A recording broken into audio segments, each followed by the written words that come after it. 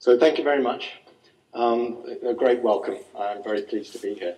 And as you can see, I am going to talk about something that is absolutely central to the theme of the conference. So you heard a bit of introduction about some of the things I'm interested in terms of stratification and social mobility, inequality, and so on. Inequality is a theme that I want to pick up on when I talk about social productivity in later life. So in terms of social productivity, what am I interested in? What I'm interested in talking to you about? I kind of see social productivity. I'm thinking about post-retirement age.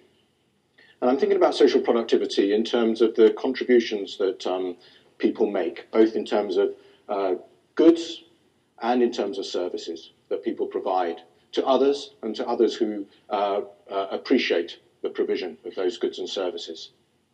It's a kind of perhaps slightly precise definition, and it does connect to something a bit more broad that I'd like to talk about, which is social engagement, social participation, the visibility of older people in our societies and their engagement in our societies. And I'm interested also in the link between these things and well-being. So it's not just about the roles of older people in our societies, but the well-being that those roles and the participation in these roles brings to older people. And as I said earlier, I'm kind of interested in the dimension of inequality and how inequality connects and cuts across these kinds of issues. So I'm going to talk about what older people do post-retirement age, what kind of returns they get from what they do.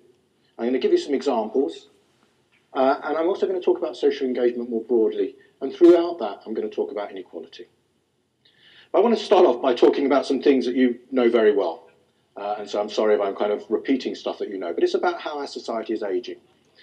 And up here I've got a kind of couple of pictures that show the contradictory ways in which we perceive our aging society.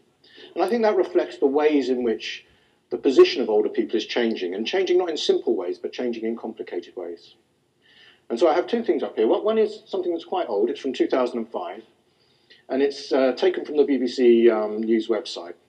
And it's when, in the UK, we first began talking about extending retirement age. And of course, that is already beginning to come into place now. But attached to that discussion was this picture of an old, infirm, frail woman walking on a Zimmer frame, with the kind of notion that somehow we are expecting something of people who are not able to provide it. And then on the other side is something from Manchester. We have this wonderful group in Manchester within the Manchester City Council and the local NHS activities called the Valuing Older People group. And they're promoting Manchester as a third age city, a place that's good to grow old in. And every year we have a festival, a Full of Life festival.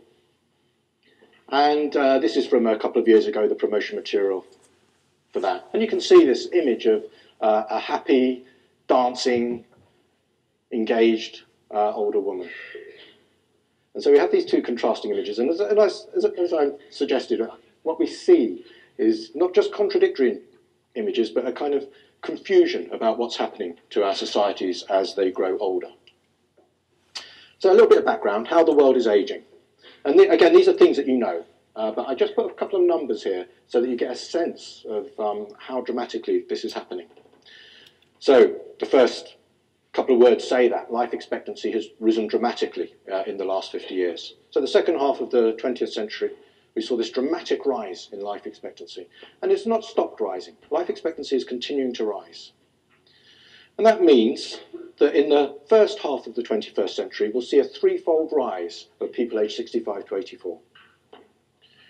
A six-fold rise of people aged 85 and older, and a 16-fold rise of people aged over 100. You can imagine how dramatically that's going to change our societies. This is worldwide. And it doesn't seem to be slowing down, as I said. Death rates don't seem to be at their maximum. So those countries which have the highest life expectancies also have the fastest rises in life expectancies. And I'll give you an illustration of this in this slide here, which is split between two age groups, so old people and very old people, if you want to use kind of simple terminology, and within that, between men and women. And each of these bars represents a decade. And so we go from the 1950s to to the 1980s. So on the left, the 1950s, on the right, 90s, 80s. And the height of that bar shows how rapidly within that decade life expectancy is increasing. You don't need to look at the detail of that. What you can see is that as you go across decades, life expectancy is increasing. Mortality is dropping at an ever faster rate for these age groups and these genders. That gives you a sense of the dynamic that we're facing here. It's not just rises in life expectancy, but increases in those rises in life expectancy. And along with this kind of increasing life expectancy, we have the kind of well-recognized issue of falls in fertility. So the replacement level for the population, fertility replacement level for the population is 2.1. And back in the 1960s, in the developed world, that replacement level was clearly achieved. Populations were growing. But by the end of the 20th century, it had fallen to 1.2 to 2, below that needed to replace the population. And so what you see then is a change in balance between younger and older people, not just driven by life expectancy, but also driven by changes in fertility. So in 20 years' time, 1 in 4 people in the developed world will be age 65 or older. That changes the whole dynamic of our society. And you can think about it in terms of dependency, disability, burden, but you can also think about it in terms of who's going on holidays, who's buying electronic goods, who's watching sports, what that means to the ways in which the dynamic of our society plays out. So one way of interpreting these figures is in a very kind of pessimistic way, to think about the challenges that we're being faced, the crises that we're heading towards, the kind of discussion that is like global warming. And that's what those bullet points represent. So we have this increasing older population, decreasing younger working age population, which leads to vastly increased costs of pensions and healthcare provision.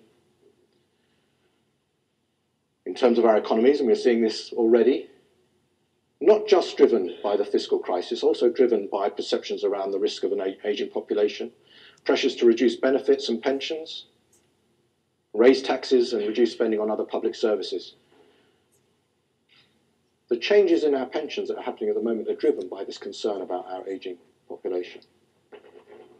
So businesses are faced by increasing taxation, reduced labour supply, reduced numbers of people buying their goods, because older people apparently don't consume. And we are in an economic crisis.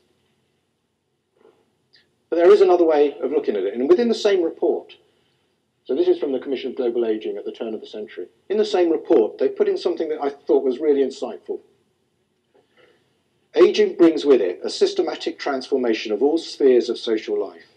Beneath the daunting fiscal projections lies a longer-term economic, social, and cultural dynamic. What will it be like to live in societies that are much older than we have ever known or imagined? And that's what those two images represent, the complexity in the ways in which our society is transforming. So although they're kind of polar opposites in some way, somewhere in between, our society is changing in really complex ways. And just another sense of that with this slide. And this slide is intended to give you, to kind of query this question of older, frail, dependent people, and how what we will see as our populations grow older is increasing numbers of frail, dependent older people. Of course, if life expectancy increases, you can imagine that that might reflect increasing health of older people. And that's what this slide intends to show. So what it shows is American data, and you have 3 lines for 3 different age groups. The top age group are those aged 85 plus, then those 75 to 84, and then those 65 to 74. And it shows the proportion within that group who have a disability and how that's changing over time. And what you can see is that those age groups over time have had reductions in the levels of disability. And like the figures for mortality, what we see is an accelerating decrease in the level of disability, and particularly so for the oldest old group, so the red line at the top of the slide. Now, this isn't the last word in the data, of course, and the data are never as simple as the kind of stories that I've been trying to show you. But what I'm raising here is the possibility that what we're seeing is not only an aging population, but an aging population that is healthy and potentially transforming the ways in which we live our lives. And if that's happening, then somehow we might capture that aging population to make our lives better.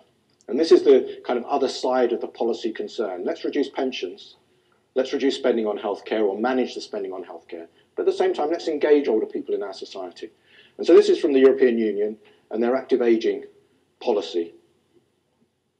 So to keep people engaged in lifelong learning, working longer, retiring later, more gradually, being active after retirement, engaging in capacity-enhancing and health-sustaining activities. So these are activities that are not only good for society, but good for the individuals who engage in them. And there is some evidence to suggest that this is good for people, of course. So it's a win-win situation, improving the quality of people's lives and improving the contribution to society. And that connects with the notion of a third age, which was briefly mentioned earlier. So the idea that you have this period, post-retirement, where you have a bit of money, you're healthy, and you can engage in self-fulfilling, rewarding activities. So voluntary community activities, political civic engagement. You think of kind of third ages as consumers, enjoying life, being happy, having fun, having a status, having a role in life. I put at the top of the slide this kind of question of healthy and wealthy deliberately. Because I think when we think about these contrasting images that I showed you right at the beginning of the talk, we also need to think about the ways in which class intersects with these things. Who is it actually who is in the third age, who has money, who has health? And I want to show you, in terms of wealth and in terms of health, the inequalities in our society in the older population.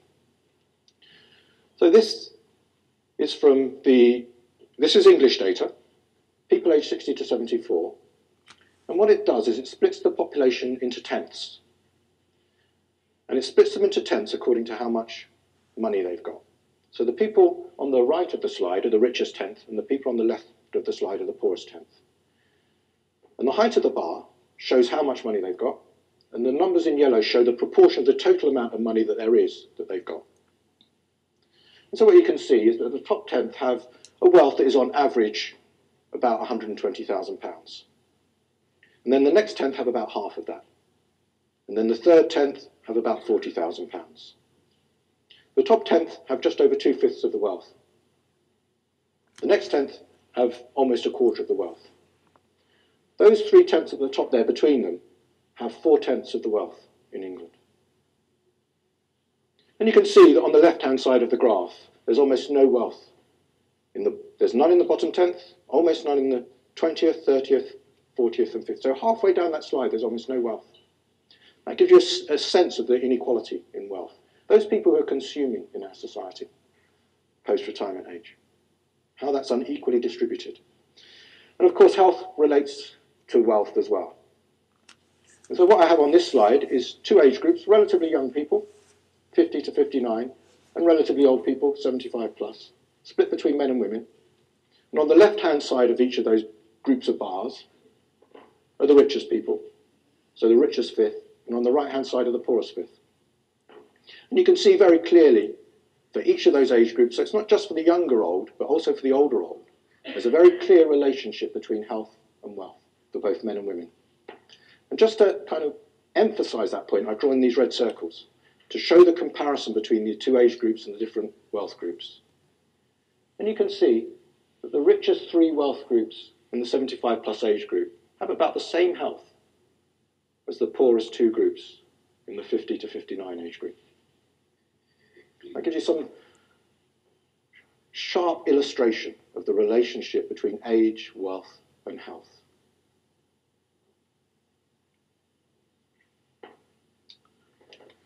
So, coming back to the kind of theme of what older people do in their lives, and the backdrop of this kind of question of health and wealth, I just want to show you some simple figures around participation in what I call socially productive activities. So those activities that produce services or goods for other people. I'm going to talk about volunteering, about caring, and about paid work post-retirement age. And so here are rates of volunteering by age for people post-state pension age. Men on the left, women on the right. And what you can see, I think, are a couple of things. So this is formal retirement. This is formal volunteering. So it's not kind of the casual helping of a friend across the road. This is getting engaged in formal volunteering activities. You can see a couple of things here. One is that women do this more than men. Another is that the rates are actually pretty high if you think of this as formal volunteering. So you have 12% of men in the younger part of these age groups, 16 to 20% of women in the younger part of these age groups. And then the other thing you can see is that this volunteering persists until you get to the oldest of the age groups here. So it's not until you get to kind of late 70s, 80s for men, and not until you get into 80s for women that the rates of volunteering begin to drop off. But this shows the same thing by wealth. And you can see the sharp relationship between volunteering and wealth. And I can show you something similar for health. The higher your wealth, the much more likely you are to volunteer post-retirement age. So that's volunteering. I want to show you caring. So this is people who say that they're caring for a relative or friend. And again, you can see some interesting patterns here. First, again, relatively high rates. So 20% of women in the youngest age group are caring, 12% of men. You can see the difference between men and women. You can also see fairly high levels of caring, again, until the oldest age group. So although they drop off a bit for women, they don't really drop off dramatically until you get to 75 and older. And for men, they don't drop off until you get into your 80s. You can kind of imagine how gender might relate to these slight differences in age patterns, with men being more likely to care for their spouses. And then paid work. And this shows a different type of pattern. This shows a rapid decline post-retirement age. So for both men and women, there are actually quite high rates of working for money in the 5 years post-retirement. And then they begin to drop off, and they drop off quite quickly. Of course, one of the things that I'm interested in is how these activities relate to people's well-being. So, does caring improve your well-being? Does being in paid work improve your well-being? Does volunteering improve your well-being? And that's what this slide is trying to show. And I'm sorry, it's a slightly complicated slide. But what it shows is a measure of quality of life. A quite complex measure that captures many domains of quality of life. And what I've got here is an overall score. How good is your life? And the higher you are on this, the better you are. So the better your quality of life. And there are three groups. So I split men and women and have volunteering, caring and paid work. And this is compared with people who aren't volunteering, compared with people who aren't caring, and compared with people who aren't in paid work. And the higher the bar, the greater your quality of life compared with others who aren't doing the activity. And the others who aren't doing the activity are represented by this value 0.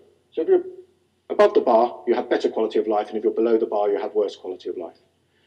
And those little eyes that I've got in the middle of those bars are just to show statistical significance. So whether we can trust the size of that bar. And what you can see is that if you volunteer for both men and women, you have a better quality of life than if you don't. So the other thing I should have said is that these take into account the differences between age, wealth and health that I talked about earlier in terms of the take-up of these activities, which also, of course, relate potentially to your quality of life. So for both men and women, if you volunteer, you have better quality of life. For men, if you're in paid work, you have better quality of life. And for women, it's kind of on the margins. You can see it's not quite statistically significant and not quite as high. If you're caring as a woman, it doesn't improve your quality of life. If you're caring as a man, it doesn't improve your quality of life and maybe makes it a little bit worse, not quite statistically significant. So we can think about these activities and think about them as potentially improving our quality of life, particularly in terms of volunteering, maybe in terms of paid work. I want to come back to this kind of question of inequality, and also the question of what it is that we do and what kind of rewards we get from what we do. Because not everybody who cares for someone gets the same experience. Not everybody who's working post-retirement age has the same experience. Some of us work post-retirement age because we're retired professors and we enjoy our work and we get a nice little bit of teaching or a nice little bit of research to do. Or we're specialists in another field. But others of us work because we have to pay up our mortgage. We do nighttime security work. We work in Tesco's because we have to pay our mortgage. So we're capturing in here a range of experiences. And I want to differentiate those experiences, and differentiate those experiences in terms of the rewards that people say they get from doing those activities. And so we ask people whether they're satisfied with the returns that they get from the efforts that they put into volunteering and caring, whether they get appreciation for the efforts that they put into volunteering and caring. And in terms of paid work, whether they get recognition for their paid work, whether they feel under pressure in terms of the paid work they do, and whether they have control over the work that they do. And the first two I'm just going to split into yes-nos. Do you get reward? Yes, no. Volunteering and caring. And for paid work, I'm going to split it into three groups. Those who have little reward and no control, those who have some reward and some control, and those who have reasonable reward and control. I'm going to show you something very similar to the previous graph. So this again is compared with people who aren't volunteering, people who aren't caring, and people who aren't in paid work. But those who are doing it, I split into two groups. So those who get reward in the yes, and those who don't, for volunteering and for caring. And for paid work, I've split it into the three groups that I talked about. And what you can see is that amongst those who volunteer, it's only those who feel rewarded who have an improvement in quality of life compared with those who aren't volunteering. Those who don't get a reward, don't feel a reward, have no difference in their quality of life. For caring, what you can see is that those who don't feel rewarded for their caring activities have a marked decrease in their quality of life. And for work, you can see that those who have reward and control in terms of their work activities, there's an improvement in their quality of life. But those who are in jobs that don't provide that, so the worst group here, have the same quality of life as those people who are not working.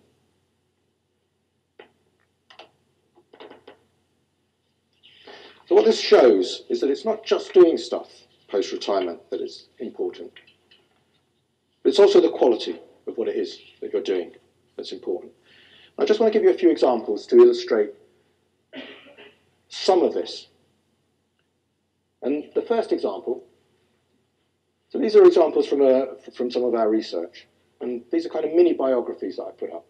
And the first example is a 68-year-old woman who's got involved in a women's centre down the road from where she lives. So she went there, she asked them how she could help, and she hasn't looked back since. So I've been at the women's centre ever since, helping women, sometimes in distress, sometimes they're just lonely. She has domestic violence training. They're going to have more domestic violence training, and kind of replacing or supplementing a police activity because the police aren't very good at this. She goes there one day a week, but she's going to go more in the future. They're going to set up a creche. They're going to get involved with another charities to set up a sort of creche. And it's going to take off. And you get a sense from her words, not just the way that I've summarised them, but the tone of what she says of the rewards that she's getting from doing these activities and the ways in which she's expanding her engagement in these activities to do this. Here's a couple more examples. And they're briefer, but they're again intended to just give you a sense of the rewards that these people get. So one is a 69-year-old man, a handyman. I'm quite handy. I'm a carpenter. I do a bit of electrical work, fix washing machines and things like that. If his friends have got things that are broken down, he'll go and fix them, and it keeps him occupied. But it's not just keeping him occupied, as you can kind of sense from his idea, his identity of being a handyman, being a kind of good carpenter. But there's more to it than being occupied. It's about doing stuff that is valuable for other people and that he enjoys. And again, for the man who's 67, who has a role in the mosque. So he goes there at 3:30 a.m. to open the doors, and he goes there at every prayer time to open the doors. So he opens the doors for all 5 prayers. And he talks a little bit about the history and about the way in which he and others of his generation were involved in establishing mosques in the city in which they live. So they bought the property, they knocked down the rooms, they built the mosque, and the way in which his investment in a community has enabled him to engage in that community long term, in later life, to have status, to have a role, to be someone important in that community. And here's another example. And you can immediately see, if you begin to read the words of this example, this is a professional man who travels a lot. I like this notion, we travel a lot. The other thing I do in my spare time. So the idea that travelling, and he has some spare time. He travels, he does spare time, and he does talks about travels for the local hospice. And he does these talks regularly, and he talks to previously influential people, maybe continuing influential people, retired businessmen. Talks about Japan, where his daughter was, talks about Peru the other day, and so on. So you get a sense of the life of this man, but also a sense of the ways in which he's getting some rewards from being engaged in charity activities. And in the bottom half of the quote, the rewards that he's getting from being involved in school activities. So giving talks to children about Avignon and making their learning of French a bit different. Those three examples also give you kind of contrasting, behind the scenes, you can see contrasting stories of class as well. A kind of woman who's confident enough to go to the local women's centre and say, here I am, what can I do to help you? And the retired businessman here, travelling the world and then giving nice talks for charity. Not to devalue what they're doing, but to show how class structures their opportunities, in contrast with the handyman and the man opening the doors of the mosque. And here's another contrasting example.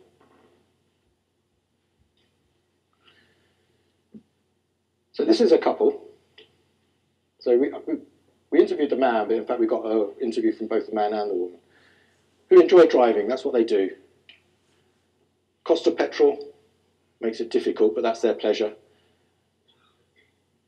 Go out once a fortnight. If we can keep the car moving, we're happy. We go to different places, over the mountain, down to Aberystwyth, round the dam. In the winter, we get out because the car's warm. It's warmer in the car than at home. And then a kind of sense of powerlessness in the final bit of that quote. Doesn't matter who you vote for, our life is going to be tough. Now, this isn't a volunteering quote, of course, as the others were, a kind of social productivity quote as the others were. This is a quote about being involved in society and being involved in particular ways in society, doing stuff. And so I want to just turn a little bit to social engagement. And a broader definition for social engagement than for social productivity. So in our work, we've kind of been exploring social engagement in terms of involvement in civic and social activities. These are the kind of voluntary activities, civic activities that I've been talking a bit about already, but also this kind of involvement in cultural activities. So social sports clubs, evening classes, going to the theatre, going out and so on. Day trips, holidays, contact with family and friends and getting social supports. And I'm going to show in the slide a little bit later on a distinction between people who are socially detached and those who are not. And that's people who are missing on 3 of, in fact, 6 things, not 5 things, because one of those is split into 2. And the first thing I want to show you is the relationship between age and 3 types of social engagement, or opportunities for social engagement. One is whether people are involved in organisations. Second one is whether they go to a cinema. And the third one is whether they own a computer. And it starts at a relatively young age, so 50 to 54. It's not until you get to kind of halfway through those bars that you get to people who are post-retirement age. And what you can see actually post-retirement, even for involvement in organisations, there's a falling off of social engagement, but particularly so for things like going to the cinema, and particularly so for owning a computer. So you can see a sense of the relationship between age and increasing social detachment. And this shows it in terms of class. And again, you can see the same kind of patterns I showed you for social productivity. So those in professional classes have much higher rates of being a member of an organisation, going to a cinema and owning a computer than those who are in intermediate classes and than those who are in routine and manual classes.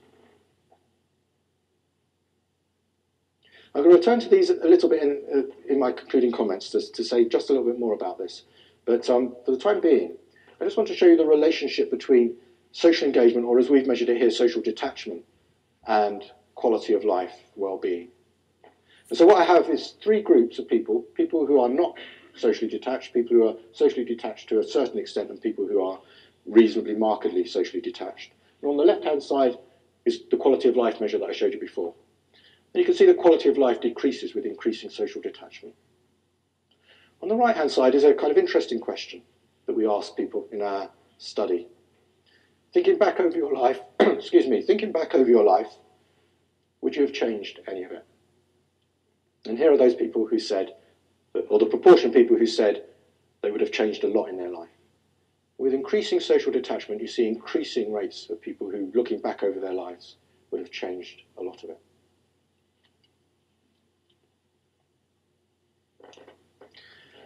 Okay, I'm going to make some concluding comments, and then if I have half a minute left, I'll show you just a little bit more data. So, what I've tried to show you is the ways in which our population has aged, driven mainly by increases in life expectancy, but also by declines in fertility. Increases in life expectancy is surely a positive story. Well, it's a positive story if we can afford it and if we're not all ill when we're old. But the kind of policy response has not been one of a positive story. It's been a story of concern about dependency, financial dependency, physical dependency, and how our societies are going to cope with that. But I would like to make the point, and that's the third bullet point there, which is kind of summarised from that Global Commission on Ageing, but just to emphasise it, that this is not a static time. With the ageing of our populations, our societies are changing. So we see shifts in health, in economics, but we also see shifts in the social and cultural location of older people. As I said earlier, who is it who's going to be going and buying those electrical goods? Who is it who's going to be buying clothes? When 1 in 4 of the population is age 65 plus. Who is it who's going to be going to the theatre, going to the cinema, going to watch sports games, and so on? We're going to see shifts in the ways in which things are produced for our ageing societies, and our cultures will consequently shift quite dramatically. And so there is this potential for productive ageing. And productive ageing, in theory and in practice, improves quality of life, but it depends upon the nature of what we do, the kind of work we have, our experience of caring for people, the kind of volunteering activities we get to do. And what does this mean in terms of policy? What does it mean if we want to increase working lives, if we want to get people to volunteer? It means that if we want to get the double return, then we have to make those experiences good. So from a policy point of view, we have to think about the nature of working in later life, the nature of volunteering in later life, and how that experience can be made better. And so in terms of what I've shown you, the kind of declines with age and certain activities, we do need to think about the dynamic behind that. That's a cross-sectional view. That's not what it's going to be like in 20 years' time. It's going to be different in 20 years' time. So you see that decline in computer ownership, you see that decline in cinema participation. There might be different things that are important in 20 years' time. But those different things that are important in 20 years' time may well not be patterned by age in the same way that they are at the moment. And then my final point, of course, you heard in my introduction that I'm interested in inequality, so my final point is about inequality. And what I've tried to show you, perhaps indirectly, is that class is important. Class is important because it determines our resources and it determines our health. And those things, wealth and health, are crucial for our ability to engage in a third age. So they relate to health, they relate to our cultural capital, the ability to stand up in front of a group of businessmen and give a talk, to engage in charity work. They influence our productivity and ultimately influence our quality of life. And I say here the enduring significance of class. And I say that because I just want to very briefly show you this slide. And this slide gives your chance of social mobility from a particular class location for different age groups So those born before the 1920s, 20 to 29, and so on. And what it shows, what those figures show, and I won't go through them in detail, but what those figures show is that your chances of being upwardly socially mobile are no different for the oldest group here than they are for the youngest group here. Class structures in England have maintained over time, even though we hear accounts of them not changing. So, having ended on a vaguely negative note, I'll just make one positive comment. And my positive comment here is about how great it is to actually be here and be able to talk about my work here. The things that are being done by SPARC and CAP are really important. They're really significant, and they're increasingly important as our population grows older. But coming from the UK, I should also say that these are increasingly important not just in terms of Ireland, but also in terms of the academia more broadly and policy more broadly. So the kind of international network that SPARC and CAP are part of gives them the opportunity to make very important contributions. And so it's great to be able to come here and talk a little bit about my work to this kind of audience.